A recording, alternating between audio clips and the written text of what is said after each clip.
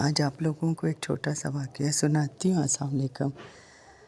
یہ تقریباً 1957 کی بات ہے کہ فرانس میں کہیں ایک رہائشی عمارت کے نکڑ میں ترکی کے ایک 50 سالہ بوڑھے آدمی نے چھوٹی سی دکان بنا رکھی تھی۔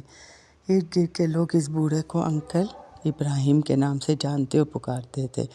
انکل ابراہیم کی دکان میں چھوٹی موٹی گھریلو ضروریات کی اشیاء کے علاوہ بچوں کے لیے چاکلیٹ، آئس کریم اور گولیاں ٹافیاں دستیاب تھیں۔ اسی عمارت کے ایک منزل پہ ایک یہودی خاندان آباد تھا جن کا ایک 7 سالہ بچہ جاد تھا۔ جاد تقریباً روزانہ ہی انکل ابراہیم کی دکان پر گھر کی چھوٹی موٹی ضروریات خریدنے کے لیے آتا تھا۔ دکان سے جاتے ہوئے انکل ابراہیم کو کسی اور کام میں مشغول پا کر جاد نے کبھی بھی ایک چاکلیٹ چوری کرنا نہ بھولی تھی۔ ایک بار جاد دکان سے جاتے ہوئے چاکلیٹ چوری کرنا بھول گیا۔ انکل ابراہیم نے جاد کو پیچھے سے آواز دیتے ہوئے کہا، جاد آج چاکلیٹ نہیں اٹھاؤ گے کیا؟ انکل ابراہیم نے یہ بات محبت میں کی تھی یا دوستی سے، مگر جاد کے لیے ایک صدمے سے بھر کر تھی۔ جاد آج تک یہی سمجھتا تھا کہ اس کی چوری ایک راز تھی، مگر معاملہ اس کے برعکس تھا۔ جاد نے گڑگڑاتے ہوئے انکل ابراہیم سے کہا کہ آپ اگر مجھے معاف کر دیں تو آئندہ میں کبھی چوری نہیں کروں گا۔ مگر انکل ابراہیم نے جاد سے کہا، اگر تم وعدہ کرو کہ اپنی زندگی میں کبھی بھی کسی کی چوری نہیں کرو گے تو روزانہ ایک چاکلیٹ میری طرف سے تمہاری ہوئی، ہر بار دکان سے جاتے ہوئے لے جایا کرو۔ اور بالآخر اسی بات پر جاد اور انکل کا اتفاق ہو گیا۔ وقت گزرتا گیا اور اس یہودی بچے جاد اور انکل ابراہیم کی محبت گہری ہوتی گئی، بلکہ ایسا ہو گیا کہ انکل ابراہیم ہی جاد کے ماں اور باپ اور دوست کا درجہ اختیار کر چکا تھا۔ جاد کو جب کبھی کسی مسئلے کا سامنا ہوتا یا پریشانی ہوتی تو انکل ابراہیم سے ہی کہتا۔ ایسے میں انکل میز کی دراز سے ایک کتاب نکالتے اور جاد سے کہتے کہ کتاب کو کہیں سے کبھی بھی کھول کر دیکھنا نا۔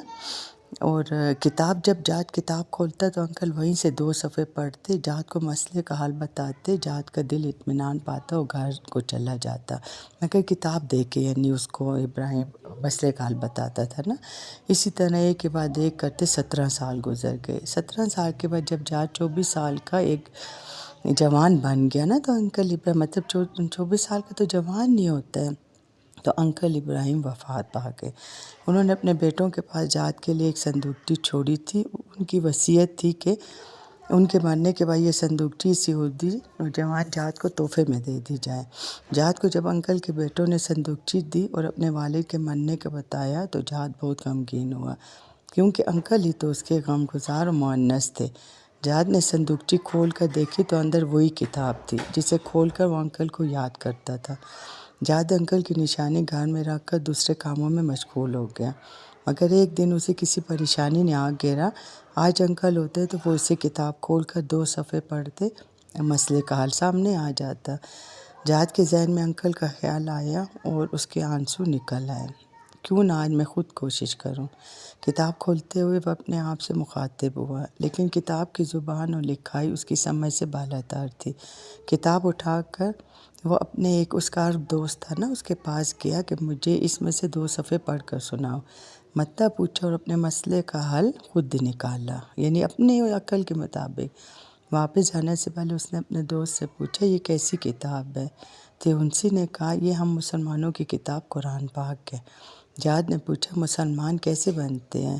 اس تیونسی نے کہا، کلمہ شہادت پڑھتے ہیں اور پھر شریعت پر عمل کرتے ہیں۔ جاد نے کہا، تو پھر سن لو، میں کہہ رہا ہوں، اشہد ان لا الہ الا اللہ و اشہد ان محمد رسول اللہ۔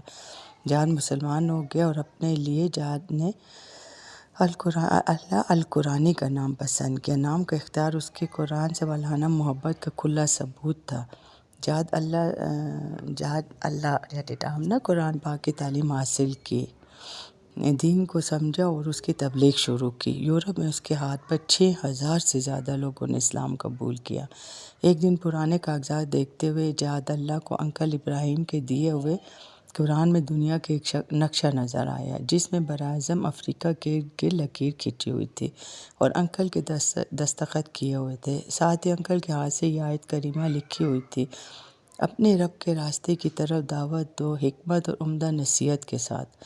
جاد اللہ کو ایسا لگا جیسے یہ انکل کی اس کے لیے وصیت ہو۔ اور اسی وقت جہاد اللہ نے اس وصیت پر عمل کرنے کی ٹھانی، اور ساتھ ہی جہاد اللہ نے یورپ کو خیر آباد کہہ کر کینیا، سوڈان، یوگنڈا اور اس کے آس پاس کے ممالک کو اپنا مسکن بنایا۔ دعوت حق کے لیے ہر مشکل اور پرخطر راستے پر چلنے سے نہ ہچکچایا، اور اللہ تعالیٰ نے اس کے ہاتھوں 60 لاکھ انسانوں کو دین اسلام کی روشنی سے نوازا۔ سبحان اللہ۔ جہاد اللہ نے افریقہ کے گھٹن زدہ ماحول میں اپنی زندگی کے 30 سال گزار دیے۔ 2003 میں افریقہ میں پائی جانے والی بیماریوں میں گر کر محض 53 سال کی عمر میں اپنے خالق حقیقی کو جا ملے۔ جہاد اللہ کی محنت کے ثمرات ان کی وفات کے بعد بھی جاری رہے۔ وفات کے ٹھیک 2 سال بعد ان کی ماں نے 75 سال کی عمر میں اسلام قبول کیا۔ جہاد اللہ اکثر یاد کیا کرتے تھے کہ انکل ابراہیم نے اس کے 17 سالوں میں کبھی بھی اسے غیر مسلم محسوس نہیں ہونے دیا، نہ ہی کبھی کہا کہ اسلام قبول کر لو، مگر ان کا رویہ ایسا تھا کہ جہاد کا اسلام قبول کیے بغیر چارہ نہ تھا۔ آپ کے سامنے اس واقعے کے بیان کرنے کا فقط اتنا مقصد ہے کہ مجھ سمیت ہم سب مسلمانوں کا اخلاقی عادات و اطوار اور کردار انکل ابراہیم جیسا ہونا چاہیے کہ کوئی غیر مسلم ذات ہم سے متاثر ہو۔ آج کل تو ہم مسلمان خود اتنے عجیب و غریب ایسے کام کرتے ہیں کہ ہم سے کوئی مسلمان کیا متاثر ہوگا، بلکہ الٹا دیکھو ہم پوری دنیا میں بدنام ہیں۔ کہیں چوری ہوتی ہے کسی بھی باہر کے ملک میں تو اس میں مسلمان ملوث ہوتے ہیں، کہیں 2 نمبری ہوتی ہے مسلمان ملوث ہوتے ہیں۔ ہم نے اپنے آپ کو خود بدنام کیا ہے۔ اچھا کہیں دہشت گردی ہوتی ہے، یہ پاکستان ہے، یہ مسلمان ہے، کیونکہ ہم لوگوں کا اتنا اخلاق ان لوگوں جیسا ہے، نہ کردار ہے، نہ ہم نعوذ باللہ اللہ سے ڈرتے ہیں، نہ اس کے عذاب سے ڈرتے ہیں۔ تو مجھے بتائیں کوئی غیر مسلم ہم سے کیسے متاثر ہوگا، کیسے اس کو پتہ ہوگا کہ مسلمانوں میں کیا خوبیاں ہیں، جبکہ ہم اپنی وہ خوبیاں کھو چکے ہیں۔ آپ دیکھیں نا ادھر کیا حال ہے، مہنگائی کو دیکھ کے، غربت کو دیکھ کے لوگ خودکشیاں کر رہے ہیں۔ ہمارا ملک ایسا تو نہیں تھا، ایک مسلمان ملک کو ایسا ہونا نہیں چاہیے۔ ہمارے تو دیکھو وقت گزر گیا، لیکن جو جوان ہے وہ سمجھو، اپنے ملک کو سنوارو۔ سب لوگ آہستہ آہستہ باہر جا رہے ہیں اپنے ملک سے مایوس ہو کے، اس کو چھوڑ کے۔ میرا تو یہ مشورہ، اپنے ملک کو سنوارو، اس کی بہتری کے لیے کام کرو۔